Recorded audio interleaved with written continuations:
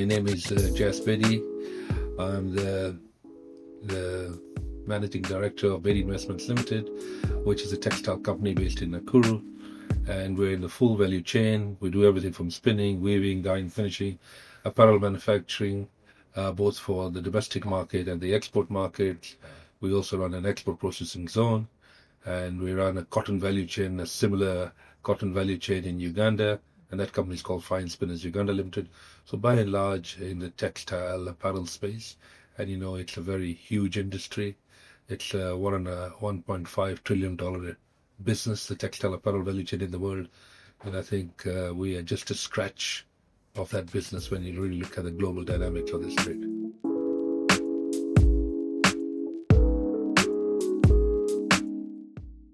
Well, I think the fundamental difference is consumption patterns. And if you look at the per capita consumption of textiles and apparel, in Africa is probably the lowest in the world. To give you numbers and to put numbers onto the textile and apparel value chain, we're looking at per capita consumption on the continent being about 2.5 kilos, out of which 1 kilo is second-hand. And if you look at the US market, the per capita consumption of textile apparel is 40 kilos per person. If you look at Europe, it's 25 kilos per person. If you look at India, it's about 6 kilos per person. And if you look at China, it's about 15 kilos per person. So when you look at the sheer dynamics of how much people consume, and it's just like FMCG or how much Coke you drink or how much milk you drink, textiles, apparel is a similar business, is what is your consumption. So the consumption in the US, as I said, 2.5 to 40 kilos is a big number. And that's why you see a lot of those clothes which are managed for a certain season or a certain weather, they become very quickly obsolete. They move out of fashion and high fashion takes over. Those clothes which are now occupying space in an American shelf need to be dumped and they need to get rid of. And so as that dumping process starts and that it spins into another industry called second-hand clothes, mitumba in Kenya as we call it, and that has a different repercussion, which I'm sure we will talk about as we go forward.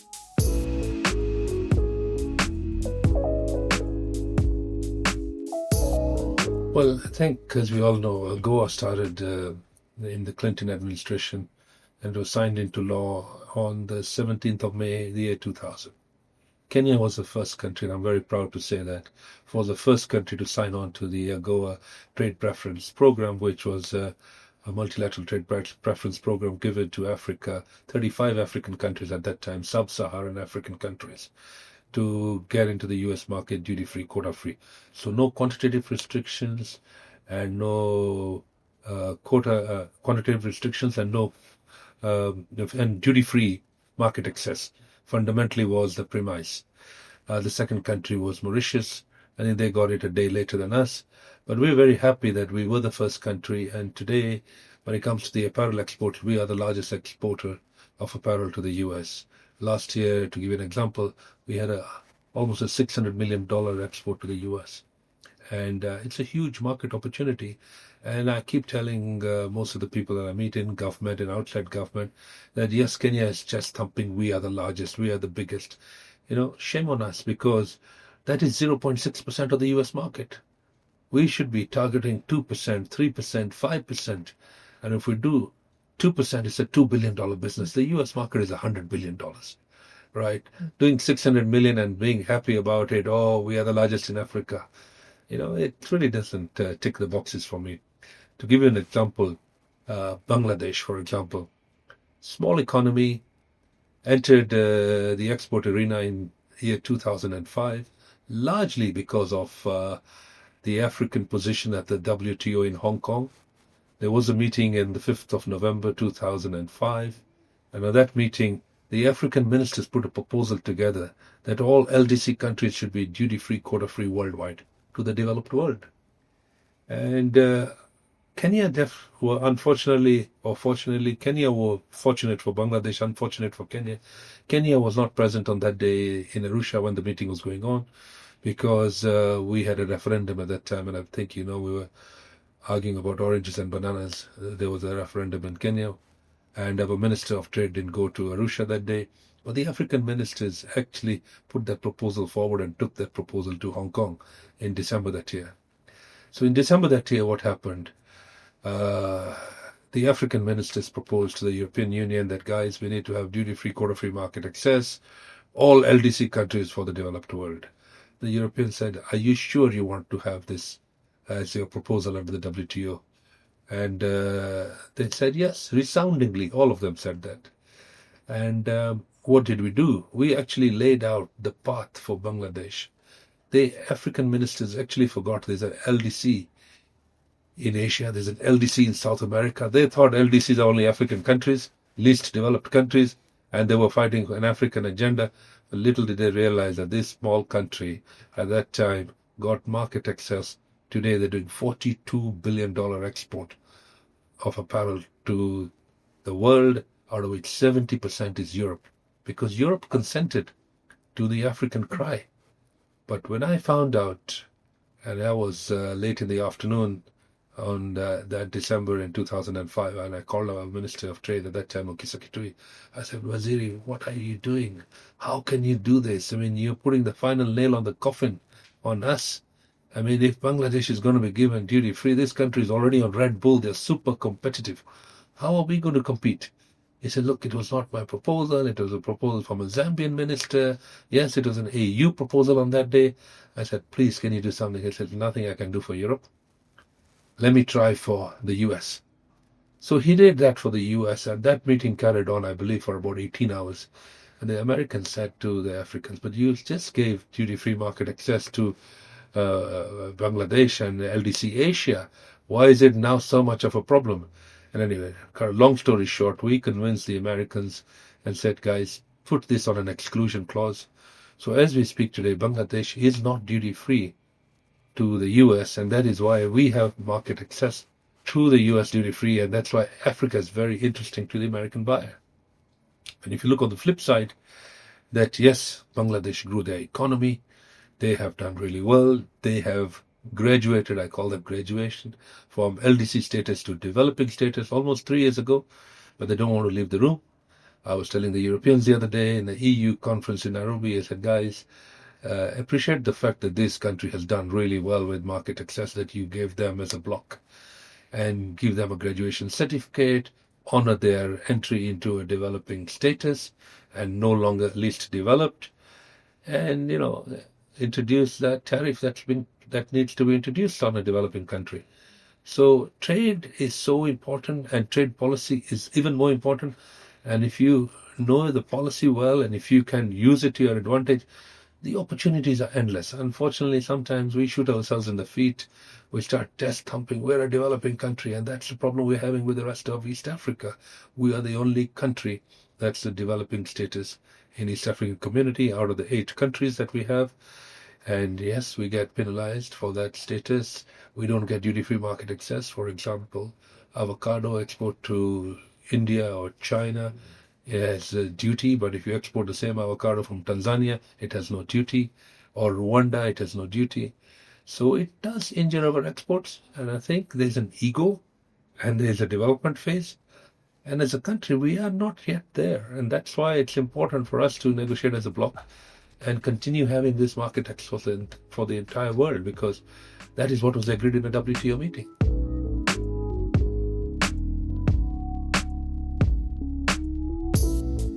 Well, I don't think you can go back. You can't go back. Yeah. Once you've been, you don't apply for developing status. It's how the UN classifies a country based on their GDP, based on a per capita income, based on disposable income. So you can't really go back. But what you can do as a country is negotiate these bilateral agreements, and that's what we're trying to do with China and trying to do it with India. Look, we already have, like we've done it with Europe now, we have an EPA with Europe, which is a Kenya EU EPA. We're waiting for the other countries to join and come on board and join the EU EPA agreement. So there's duty-free market access to Europe, for example. It's a huge market opportunity. At the same time, we have duty-free market access to EAC, to COMESA, now to SADC as well through the TFTA, and to the Continental Free Trade Agreement. The African market is not as small. I mean, we're looking at 1.4 billion people, a $3.5 trillion economy. It's a huge opportunity at our doorstep, 55 countries. Yes, a lot of work to be done, and yes, the consumption patterns are not very high because by and large we are, smaller economies. We don't have disposable income like the Western world, so the consumption will be less. And the consumption, like I said, in textiles we only consume 2.5. So you can imagine. And then, of course, to the U.S. we've been duty free, and now in less than 110 days from today, AGOA legislation will expire on the 30th of September 2025.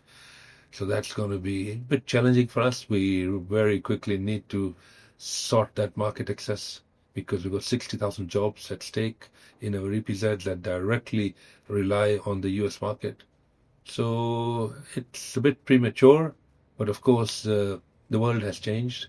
We have a new world trade order, which is largely driven by tariff and driven by reciprocity and driven by balance of trade. Because when you look at export is not all exports about goods, right? Export in goods, export in services. And if you look at the service export that the US does to the rest of the world, I mean, Google, Microsoft, all these big subscriptions that we pay on a monthly basis globally, it's a huge income to the US economy. But I guess in this administration, they only looked at the goods export. And in the goods export, wherever they saw a trade deficit in favor of the exporting country, tariff was imposed. Fortunately for Kenya, the trade deficit is in favor of the US. And because it was in favor of the US, we were not subject to that big tariffs that we saw in Lesotho and some of those other countries. And so even in Madagascar, Mauritius, there were much higher numbers. I'm just giving an African context, but if you look at Bangladesh, Vietnam, even higher. So we had a period of time where the Trump tariffs were announced, reciprocal tariffs on the 4th of April this year, for about 5 weeks, that we were duty-free and the competing countries against us. And I was only looking at the differential tariff, because that's what you have got to look at, not only the MFN tariff. So at one point, we were 89% competitive and comparative advantage against certain countries of Asia. So it was interesting time for us, but that was short-lived until the 5th of May, 2025. And that's when they said, okay, all other countries, everybody gets put onto 10%. So right now we are on 10%, but it's still an advantage because we have the MFN that still remains with us. And yes, in the next 2 to 3 weeks, I think 10th of July is the number, when the US will have done individual negotiations with all the countries of the world and then come up with a very different ideology.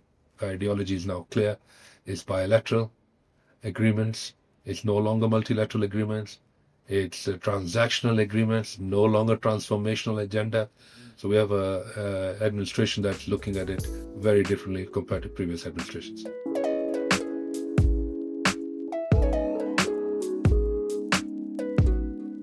If you really do a deep dive on why was AGOA so successful and why did Kenya, especially as a country, we did really well in certain line items. There were 6,400 items that were given to us under AGOA, but we only excelled in less than 40 items. And in those less than 40 items, 70% of those items is apparel, textile apparel business. And you ask yourself, why is it only one sector that has done well? We have 6,400. Why have we not looked at the other items? I did a whole study on that, and I realized that one sector that we're doing well in is apparel. And the reason we're doing well in apparel, the minimum duty on apparel to the US is 16%, and the maximum duty is 32%. This is on MFN, most favored nation tariff. So the duty on cotton goods is 16%, and on synthetics, which is polyesters largely, is 32%. So that's a huge advantage. Now, if you look at the MFN in Europe, the MFN in Europe is just low. It's 12%. Even if they do introduce tariff onto Bangladesh, it'll be a 12% tariff. And then you need to look at your own cost base in Kenya. And you've got to look at your competitiveness. When you look at your competitiveness, the extra cost of doing business in Kenya and the extra cost of doing business in Africa, by and large, is about 10 to 15%. Our cost base is high, our productivity is low, utility costs are high, logistics costs are high, financing costs are high. When you look at the drivers of competitiveness and you compare with a competing country in Asia, we probably got our extra costs of doing business is about 10 to 15%. And that's why anything that is higher than a 15% tariff into a third country, and in this case the US, made sense. But if, say, selling ceramic tiles, the duty is, say, 4%, it doesn't make sense because your extra cost of doing business in Kenya is about 10, 12%. So your customer is 6% worse off buying from Kenya as opposed to buying from a competing country. So I think tariff in itself makes a big difference. At what range is that tariff?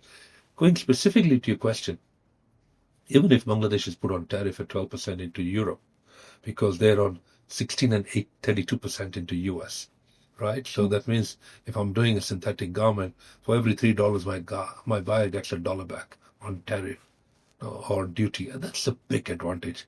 It's also going to be difficult for Vietnam or Bangladesh to compete with that. And if you look at our export today to the US, it's largely synthetics. Why synthetics? Purely because the tariff into the US is very high. And Kenya is a high cost country compared to our neighbors. And that's why in Kenya, our model in my factory, my model is very simple. In Kenya, I will do high tariff into the US, synthetics. And in our Uganda factory, because it's a low cost country, I will do low tariff into the US, which is largely cottons. And both have a space and both have a demand. So going back specifically to Europe, which is what your question was, I think we will struggle with the European market because the general tariff, MFN tariff into Europe is very, very low. It's only 12%. And in several cases under GSP, it's even as low as 8%. Means we need to start working on our efficiency, our productivity, our unit cost of production. We need to start looking at our cost of labor, not minimum wage, but the unit cost of production. Like, I'll give you an example. China's minimum wage is $600 a month, and our minimum wage is $130 a month. But one unit produced in China is much lower at $600 than that same unit produced in Kenya at 130, because they just produce a lot more in 1 minute, in 1 hour, or in 1 day. So I think there's a whole discussion on labor laws, productivity-driven salaries, and we need to start having that honest discussion with ourselves, because I shouldn't be paid for per hour sitting on a desk and doing no work. I should be paid on output. How much do I do during that 1 hour?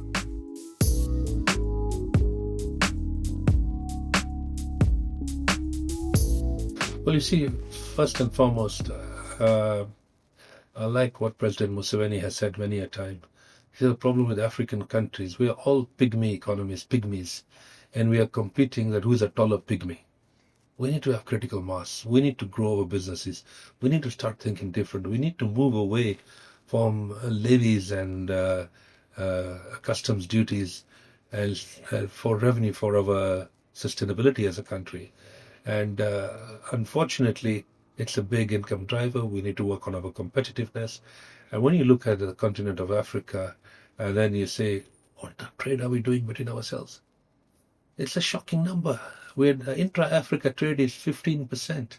That means Africans don't like trading with Africans. Our trade is largely with the rest of the world. That means 85% of our trade with the rest of the world, and intra-Africa is only 15%. And within 15%, the rest of the world, what do we do? What trade do we do with them? We are doing a lot of raw material supply, unprocessed goods, coffee, cotton, copper. We don't add any value. And I think it's time that we need to start thinking and changing the narrative and changing the paradigm that we cannot be doing primary raw materials for other people to add value. We grow on the continent 96% of the world's cocoa, and we import as a continent all the chocolate that we eat. It's shame on us. I mean, we need to start adding value on our chocolate, and that's when we'll make on our coffee beans, and that's cocoa beans, and that's when we will actually progress. So copper, same story. Cotton, 1.7 million tons of cotton is grown on the continent, 70% exported, and then we import clothes from China, from India. So we need to move away. We need to create jobs. 1 in 4 people on this planet Earth by 2050 will be African. We have the youngest population. To me, we have the greatest talent and the greatest resource at our doorstep. Either we nurture this youth to become the world's biggest productive society, and if we do nothing, collectively, all of us to blame, we'll have created the world's biggest destructive society. And that is a fact, because our great asset is our youth. And that those youth, and you saw the problems with the Gen Zs in Kenya last year, and all they were asking for is good jobs, good paying jobs. And that we owe it to them. And we need to create those jobs. And those jobs can only be created in industry. And those industries need to start doing value addition with local raw materials for export potential. So it's not so difficult, but yes, we need to address our competitiveness.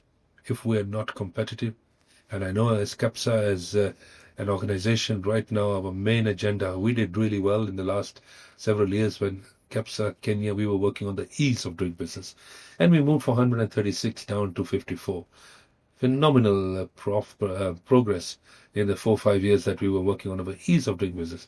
I think the paradigm needs to move now. We need to move away from ease of doing business to cost of doing business. In that cost of doing business, we need to work on just one word, and that word is global competitiveness. Because if you're not world class, you're no class. And really speaking, we have identified those drivers of competitiveness at KEPSA, and that is our main agenda today, to make sure we are a competitive economy.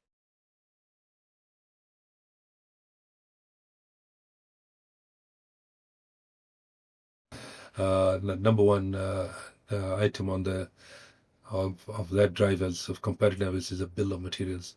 So that's your raw material costs. By and large, we're buying everything at world price. So we're not disadvantaged so much on the bill of materials. And that in different value chains, it ranges between 40 to 60% is what is used in a value chain of your raw materials and bill of materials.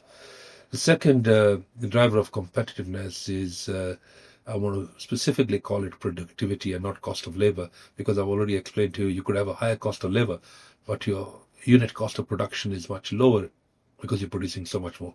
So there's a productivity index, is a productivity that we need to look at, and the unit cost of production. That's your second cost of competitive drivers.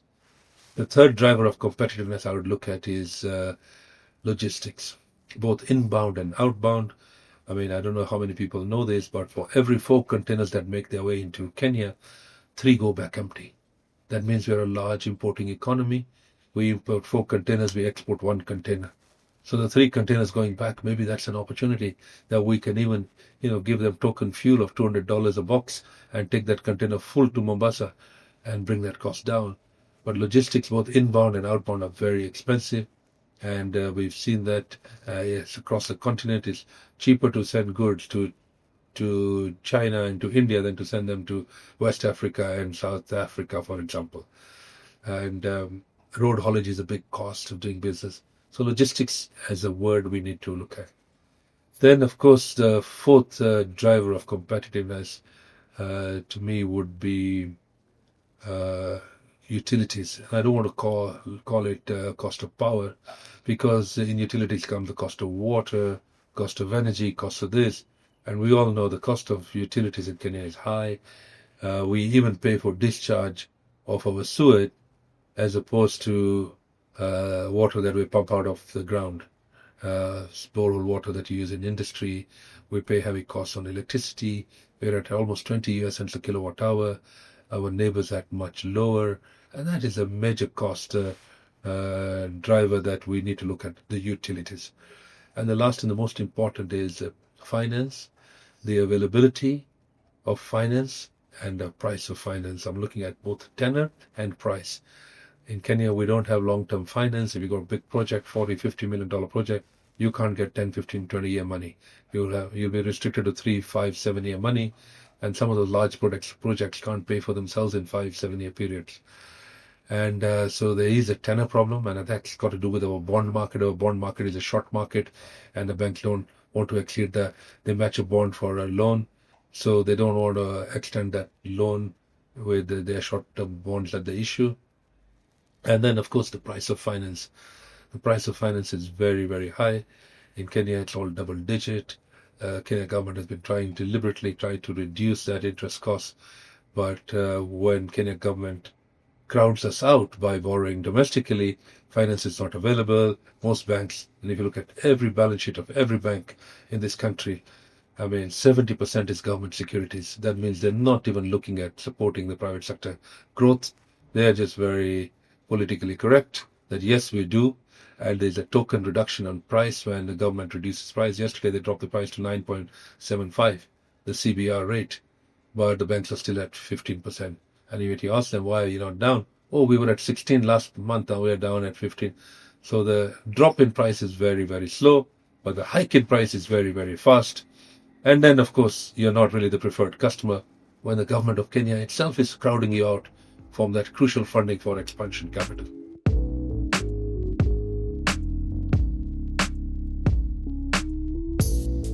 Well, I think first we need to look at the country's balance sheet. And when you look at a country like a company, let's call it Kenya Incorporated, when you have a cost base which is far higher than the revenue base, you're going to have a problem. I think all of us have spent so much time on the finance bill last year. And this time around, of course, we as KEPSA got involved earlier on to engage the parliamentarians, to talk to everybody involved, to make our submission. Tomorrow is budget day, and let's hope some of those proposals that we did are going to be incorporated. But by and large, as a country, we have never really questioned the expense meter. And if you don't look at the expenses, and even this morning we had a meeting at the KRA, and we said maybe in our future engagements with government, not only should we look at revenue, we should look at expenditure, because how can you balance your books? If you have a 700 billion shilling gap in your income and expenses, there are only three things you can do. One is, of course, raise revenue, which the government tried to do last year, which didn't go too well with the extra burden of taxes on the citizens. Two is reduce cost. And three is do a combination of both. And I think we need to start now seriously addressing our cost base. And if you look at it, 1.1 trillion shillings goes to salaries of central government. 400 billion goes to salaries of counties, so that's 1.5 trillion. You got 1.3 trillion that goes to debt serviceability. We're at 2.8 trillion. We need 100 billion for our education program. That's 2.9 trillion, and your collections are 2.2 trillion. And the 700 billion deficit that I'm talking about is there. That means we're going to be borrowing that money, or you're going to be, and how long can you borrow? How many years can you borrow? All those donor support programs have been stopped with USAID, with DOGE in the US, and other countries now looking at armament. Europe has got into an armament race because they feel unsafe with NATO and with the current. So the global dynamics have changed. To me, the world trade order has changed. We have a new world trade order where we as on the continent, we have to look for our own solutions, and the problems of Kenya, the future of Kenya has to be made in Kenya. We cannot no longer rely on any support, donor or otherwise. And as we go into that space, we are going to find a lot of stress. And yes, we're looking at what are we going to drive? How are we going to drive that income higher? I can happily say that last year our number one export was diaspora remittances, 4.9 billion. It's never been that high. It was 3.8 the other day, and it was even lower 5 years ago. We're looking at 2030 that our number one driver will continue being diaspora remittances as we change the curriculum in our schools, teach them French, teach them German, teach them Japanese. And, that's an export because we have the youth. Use them positively. And don't be shocked if by 2030, 2035, that we're doing $10 billion of diaspora remittances. And these are things that we can do different. But there's a lot of opportunity, a lot of promise, but we need to look at everything as an opportunity and not a threat. Unfortunately, with the pressure that the society is in, the social pressure that we have, the joblessness pressure that breeds hopelessness and all that, and today we've become a very litigant society because of the new constitution that gives us the right to litigate. And we've seen that, yes, as a litigant society, you don't go too far too long. I mean, we are still very, very at our early days of development, and there's a real discussion that we need to have. What do we do next?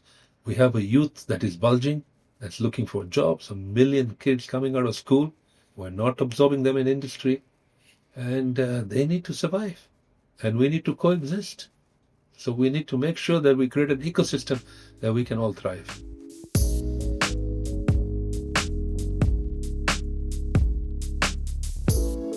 one thing is for sure, no economy can thrive or grow or survive using second-hand materials.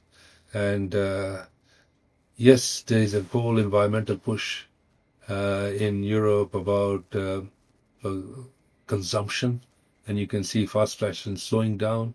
The European Union is even putting a carbon tax now on fast fashion, and that might slow down. But I gave you the stats earlier on. Per capita consumption in the European Union is 25 kilos, compared with America, which is 40 kilos. So it just tells you Americans consume a lot more as compared to the Europeans. The Europeans are a little bit more conscious of what the ecosystem, the environment. And I'll give you another stat. The total consumption of all textiles in the world is 100 million tons, out of which 55 million tons is polyester. That means 55% is synthetic fibers. Cotton is 27 million tons, which is about 27%, and the rest is wool and nylon and all the other fibers. Now, when you have such a large consumption of man-made fibers, which are not recyclable, and they end up in your landfills, they don't even decompose. Or if it's a cotton garment, at least if you throw it under the ground, come back after a few years, it will have decomposed. It's a natural fiber. But these synthetic fibers don't decompose. You've seen it in our oceans, you've seen it in fish, and you've seen it all over the plastic bottles and everything else that actually end up in aquatic life, which is very, very dangerous. So yeah, going back to your question, has Mitumba helped us as a country to develop our textile industry or not? I would say it actually injured our industry. And if it did really come for Save the Child of Africa, it should have never been turned into a business, because the donor removed those clothes out of the wardrobe because he needs to consume another 40 kilos next year to save somebody and look after underprivileged and vulnerable of our society. But as soon as it came into Mombasa, it turned into a business. And the import numbers are not small. We import $126 million of second-hand clothes from the U.S. alone. And I remember there was a discussion by the East African heads of state in 2018 that for our textile industry to survive, we need to stop imports of mitumba. We need to ban mitumba. The only country that did that was Rwanda, and Rwanda was removed out of AGOA. So they were punished for taking the heads of states declaration to the T. Kenya was threatened that you will be removed out of AGOA.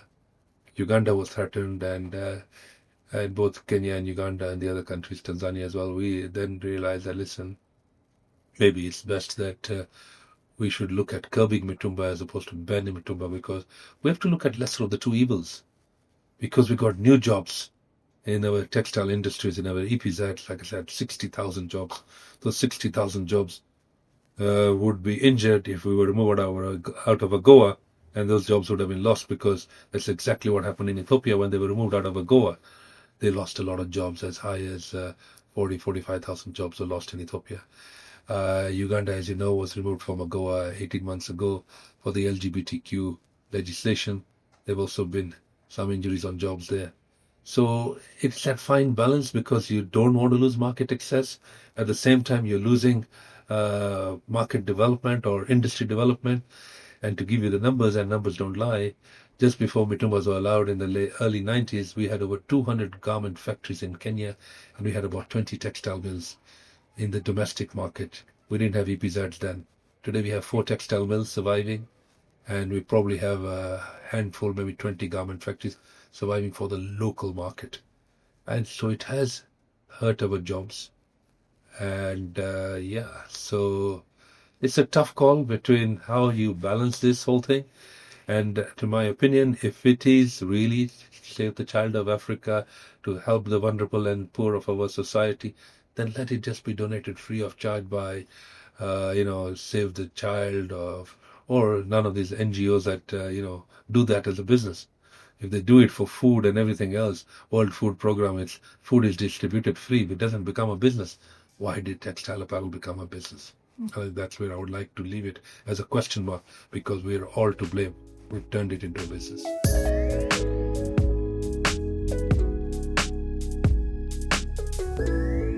I think we're trying to create some sort of patriotic message to Kenyans that at least on Friday dress down, wear made in Kenya, wear local African prints and things like that. There is a growing sentiment towards that. I've been talking to large supermarkets like Carrefour. They now have this label, they make it Kenya label, and more are looking at. But there's a campaign that we need to do. We need to be proud of our made in Kenya, because that's where the future is. And yes, we need to start driving that agenda strongly.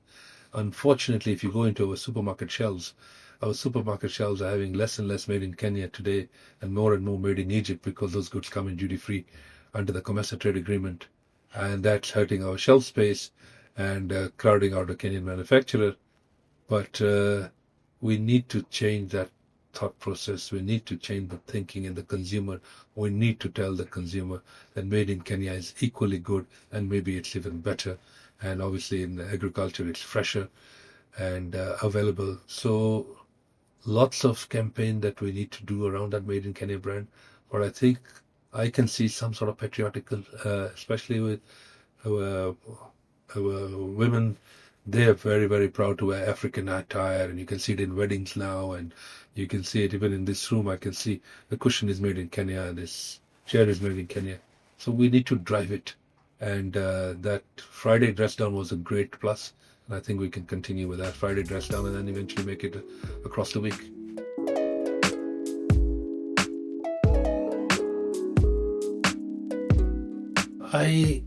Where I'm sitting right now, I'm the only African who's been to a U.S. congressional hearing twice and single-handedly extended AGOA for 10 years in 2015 to 2025.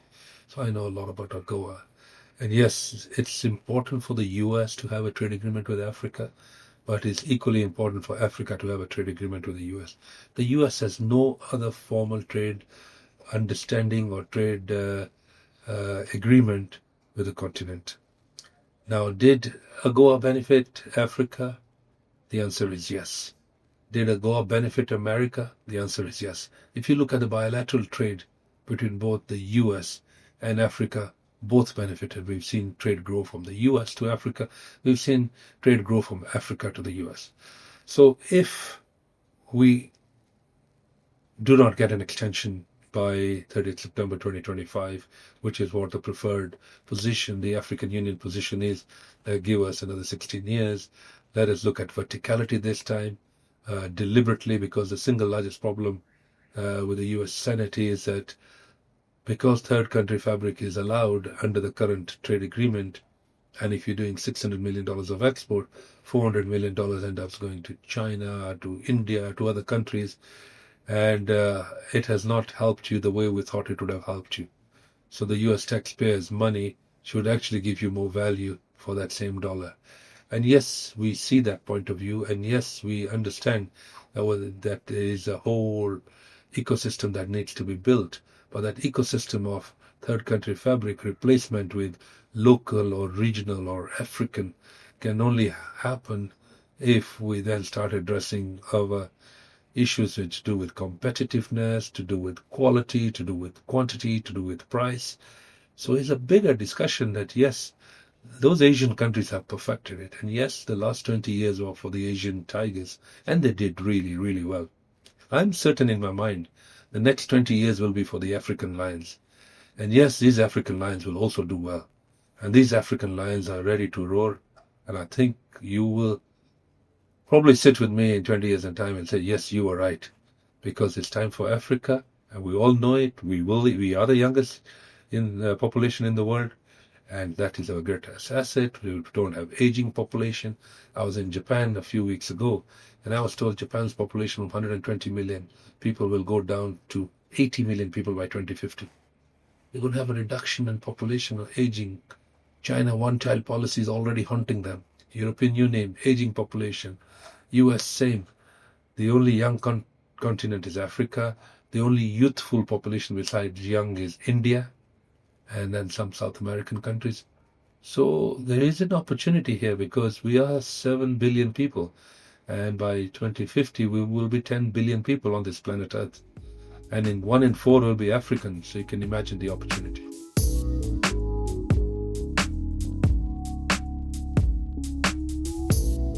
I think private sector, we need to continue to persevere. We are a very resilient economy as Kenya. And I'll give you an example.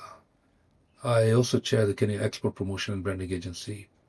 And when COVID hit us in the year 2020, and with our large export being floriculture and horticulture and fresh agricultural produce, and for 3 months we had no flights that were leaving Kenya to go to our markets, largely Europe. And our exports at that time were about $6 billion. So I gave a warning, like a profit warning, a revenue warning to government, saying that, guys, we might lose $1.5 billion in export revenue this year, 2020, the year of the pandemic. So I was thought we will close our exports to $4.5 billion. And to my total surprise, we closed our export financial year of 2020 at $6 billion, exactly the same number we left it. During a pandemic year with 3 months of zero exports, our exports never dropped. The point I'm making is that Kenya is a very resilient economy.